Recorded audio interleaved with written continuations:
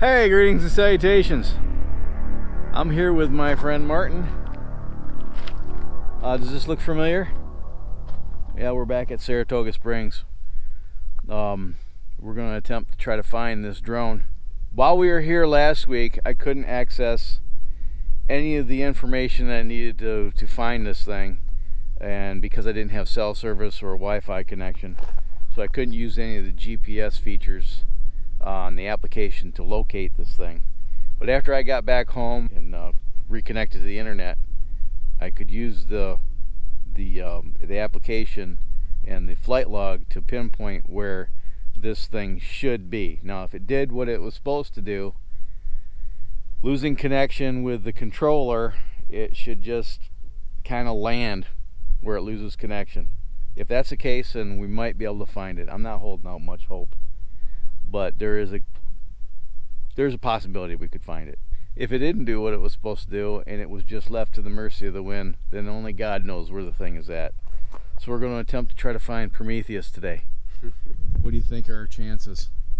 Like you said, man, when you're looking at that grass, that thing could be 5 feet away from you and you're not going to see it. If it lands in that, so yeah. I have a screen capture here of my phone. I'll insert that here. And now let's go see if we can find it. I went into flight logs, and it's one of the good things about DJI's products is that they keep pretty accurate information when it comes to flight logs. And apparently I had flown a distance of 262 feet and a height of 135 feet. Judging by my picture here, I should be somewhere right around there in that grass. Yeah, it would suck if my drone is out there in the water. Yes. Look what we found. I didn't see this in the on the Google Earth or anything.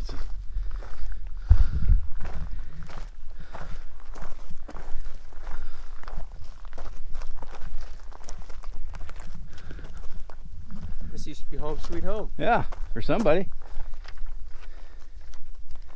Yeah, that's right.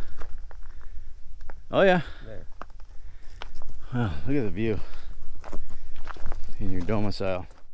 Once we got home and I started thinking about it and I got this information about where my drone could have possibly landed, I put together this little search and rescue mission with my friend Martin here to see if we could come out and find it. And one of the first things I did was to look at the weather for the week and to gauge an idea of what the weather was going to be. This was Tuesday, and there were storms that were the remnants of the tropical storm that hit Texas last week. They came through this area, and when you know it, this area got hit apparently with some rain. Although you'd never know because it's as dry as a popcorn fart out here again. And this will give you an idea of what we're up against. Yeah, it's gonna be tough.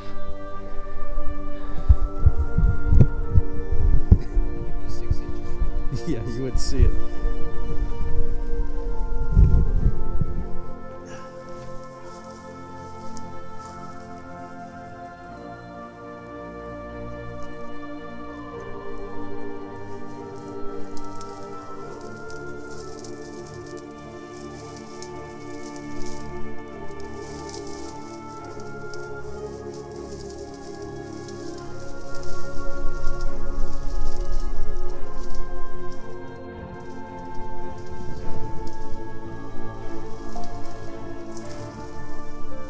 Twenty minutes later.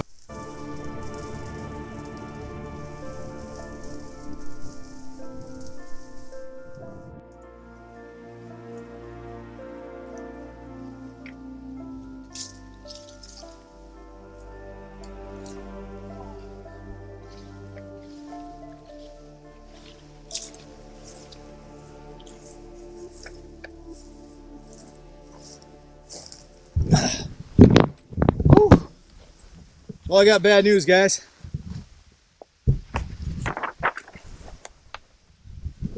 We looked and we looked. We just could not find the battery. It's a $50 battery, but it's a $250 drone. I'll take the $50 hit and use this as a learning experience. I am out of wind and I'm thirsty. Oh yeah, this is that was a workout. Which gives me the perfect opportunity to segue into a quasi review of the DJI Spark Drone. Thanks again, Martin, for coming out here with me. Appreciate it. I'll link to Martin's channel. Will be in the description. All right, so we got the drone back to the car. Put a fresh battery in it, fire it up. Let's see if it flies. Go fly. Aircraft status.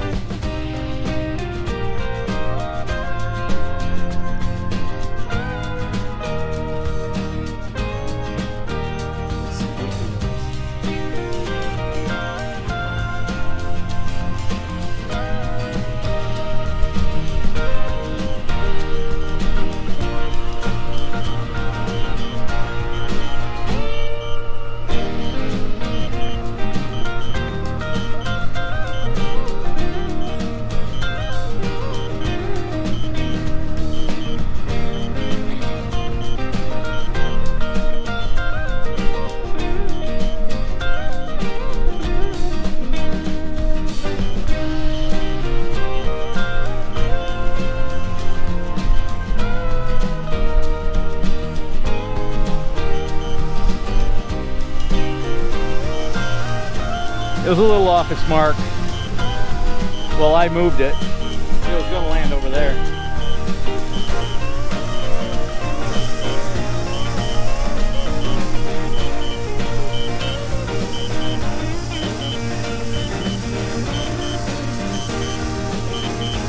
Any day now.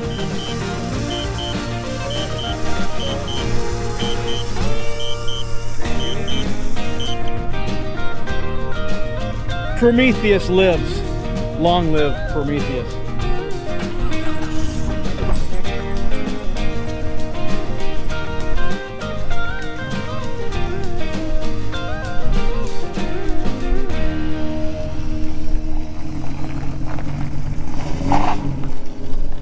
Bye.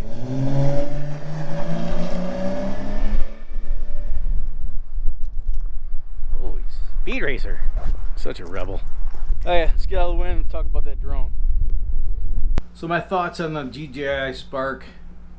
Why did I buy it to begin with? Well, a lot of the videos that I do make don't require aerial footage, but occasionally, especially when I'm on these off-road adventures to abandoned mines and abandoned towns and all these abandoned places, to really gain a good perspective, you need to get up in the air 100 feet or so. So the Spark wasn't my first choice. If money wasn't an object, I probably would have gone with the Mavic 2 Pro with the smart controller. You're talking about, you know, somewhere in just over $2,000 for that drone. I don't have $2,000 to throw at a good camera, let alone a drone. And the less expensive alternative would be like the Mavic, the older Mavic, like the Platinum, and coming in at just over $1,000. And then the next tier above the Spark would be the Mavic Air at somewhere around $800. The selling point for the DJI Spark was A, its size, it's pretty small, and B, its price point. I bought this during a sale during the holidays, and I got the Fly More package and the DJI Refresh for around $520, which allows you to get, I think, 2 replacements a year. Like if you crash this and break it into a million pieces, you send it back, and if they can't fix it, they send you a new one. But most of these programs are going to have some kind of requirement that you have to send them something. You can't fly this into a marsh, lose it, and expect them to give you a new one. That ain't going to happen. Like I did. When I bought mine, they offered this drone with 1 battery and a free controller for around $350. What you get for $350 is a good controller that uses your smartphone as a screen. That'll give you the telemetry and give you the feedback and be able to frame your shots. A 1080p camera, not 4K, 1080p, and about 15 minutes of flight time per battery. It's, like I said, it's really light. It's a pretty small package. Everything that you have, everything I have here, including the Fly More package, fits into this little satchel for easy transport. When this thing first came out, they didn't even offer a controller. You flew this thing off an application on your phone became the controller. Not the greatest range, flying with your phone, but it worked. Having experienced this machine for a period of time, would I recommend it? Well, first of all, can't really recommend it because you can't buy them anymore. I mean, DJI doesn't make these, at least the first generation Spark, they don't make these. In fact, after I lost this last week, I thought, well, it's gone. I'll just have to go buy, you know, I still got 2 batteries and a controller and all this other stuff. I could probably go buy a refurbished unit for about $280, and they were offering for some time refurbished units for about $280 right on DJI's website. Well, not only do they not have any refurbished Sparks to offer, they don't have any Sparks to offer on their website, and all the licensed retailers, they don't, you know, as far as I know, they don't have any Sparks in stock. I know Best Buy doesn't, I checked. You're limited to the used market and places like Amazon and any retailer that might have stock on hand. DJI is not sporting these anymore. As we were leaving the Saratoga Spring there, and we're on that road, and it was really, really rough, so we couldn't really communicate very well because the truck was just getting beaten to death. As I was driving that 13 miles off that road, I started thinking about why I couldn't find a battery. And it dawned on me that it all kind of made sense, that the battery was likely not seated all the way in and locked. If you see how the battery fits in here, you push that in and it's got to click, right? If it doesn't click in all the way, right, it could pop out. If you just push it in there, you can get it kind of half click. It's in there, but it's not either. So if you have one of these drones or thinking about it, whether it's a DJI Spark or any other drone for that matter, make sure that the battery is locked in place and it's not going to fall off, because I think that's what happened. I think I got up there and the thing vibrated enough and that the battery popped out, which caused it to lose connection with the controller, and it just fell the 130 or 40 feet that it was in the air into that tall grass, and fortunately it wasn't over the desert floor, otherwise it'd be picking up pieces.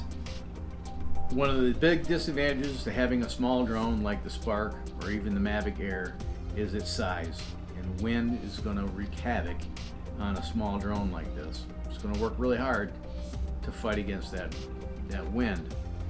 In fact, I'm going to roll a clip in here where the drone was fighting the wind. The gimbal was performing as it should have, but just reached the limits of its design and couldn't handle it anymore. It looked like it was having a little seizure. If I were to do it all over again, knowing what I know now, I would probably wait, and I probably would have purchased like a Mavic Air or Mavic Platinum. Outside the DJI family, my next choice would be an Autel Evo. So if you're in the market for a drone, check those out. I'll put links in the description to Amazon affiliate links to some of those products. Feel free to use those if you're so inclined. There's a link down in the description to Martin's channel. Go check him out. Tell him I sent you. If you like this video, hammer away the like button. Share it with your vast social media network. Comment in the comment section if you're so inclined. Subscribe. Big red button under this window. Says subscribe. Click it. Turns gray. And then click the little bell icon right next to it so you too can be notified of future uploads. So until next time, have fun, stay safe, shoot straight, keep your powder dry, have a splendid day. Thanks so much for watching, and I'll see you on the next one. Bye.